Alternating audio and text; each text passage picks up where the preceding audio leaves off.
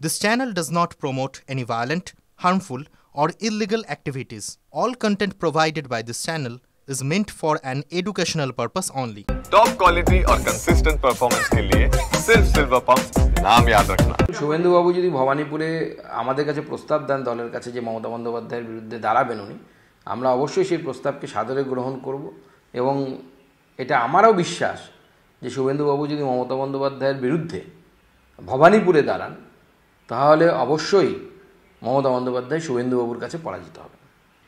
আচ্ছা, এখানে হচ্ছে ওয়েসি বলেছে বাংলার সব আসনে মিম প্রার্থী দেবে, তাহলে কি বা সংখ্যালঘু ভোট ভাগ হতে চলেছে? মানে এটা কি আপনাদের জন্য কোথাও একটা লাভ নাকি এটা কনফার্ম হওয়ার পরেই শোনা যাচ্ছে না নওশাদ সিদ্দিকী ঘন ঘন মুখ্যমন্ত্রীর সাথে যোগাযোগ করছে?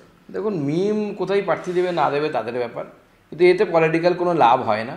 কারণ যে সমস্ত সিটে পোলারাইজেশন হয় সেই সমস্ত সিটে মুসলিমরা খুব ক্লিয়ার কারা কাকে ভোট দেবে কী ব্যাপার, তারা খুব ক্লিয়ারলি, কারণ পলিটিক্যালি তারা much more sensible in religious aspect than the Hindus.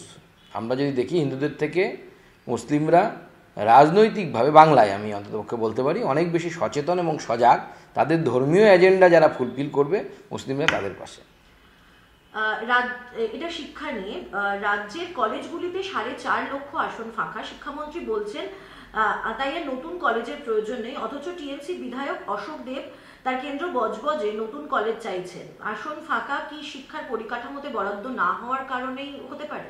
না, এই সরকারের তো বরাদ্দ দিন দিন কমছে শিক্ষার ক্ষেত্রে। মাদ্রাসা শিক্ষায় বরাদ্দ বেড়েছে, কিন্তু অন্যান্য শিক্ষায় তো বরাদ্দ নেই। আর দ্বিতীয় হচ্ছে প্রত্যেকটি রিক্রুটমেন্টের ক্ষেত্রে এত বেশি দুর্নীতি, প্রত্যেকটি নিয়োগ প্রক্রিয়া আইনি জটিলতায় আটকে যাচ্ছে।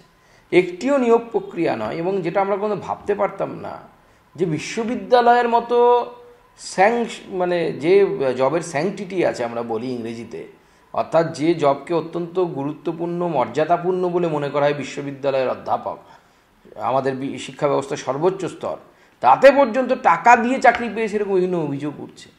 এটা ভাবা যায় না কোনো যে বিশ্ববিদ্যালয়ে একজন পড়াবে যে টাকা দিয়ে চাকরি জোগাড় করবে। এই সরকার শিক্ষা ব্যবস্থাকে পণ্যে পরিণত করেছে, তার ফলে প্রত্যেকটি জায়গায় লিটিগেশন, আইনি জটিলতা, প্রত্যেকটি রিক্রুটমেন্ট আটকে যাচ্ছে। আজকে মুখ্যমন্ত্রী যেটা শোনা যাচ্ছে যে রাজ্য সরকার বেসরকারি স্কুলের ফি নিয়ন্ত্রণ করার জন্য একটি কমিশন তৈরি করার ভাবনা করছে, যেরকম বেসরকারি হাসপাতালের বিল কমানোর মতো একটা কমিশন তৈরি করে দেওয়া হয়েছিল। এটা কি লোক দেখানো শাসন হচ্ছে নাকি? এগুলো সব লোক দেখানো। দেখুন, বেসরকারি হসপিটালে কোনো বিল কমে টমে নেই। বিল কম হলে পরে সস্তায় ভালো জিনিস হয় না। মেন কথা হচ্ছে এটা। যারা কমার্শিয়ালি হসপিটাল চলায় তারা এই কথাটা বলেন। তারা বলেন যে সস্তায় ভালো জিনিস দেওয়া যায় না। তারা বিভিন্ন রকম ফন্দি ফিকির আটছে। আমরা দেখেছিলাম এটি রিটও হয়েছিল, আমার যতদূর মনে পড়ছে এই মুহূর্তে, যে স্বাস্থ্যসাথীর কার্ডে যে পরিমাণ টাকা রাজ্য সরকার দিচ্ছে সেই টাকায় সম্পূর্ণভাবে ডাক্তারবাবুদের খরচ হচ্ছে না। তার ফলে তারা হয় এক্সট্রা টাকা নিচ্ছে, নাহলে একাধিক বিল দেখাচ্ছে।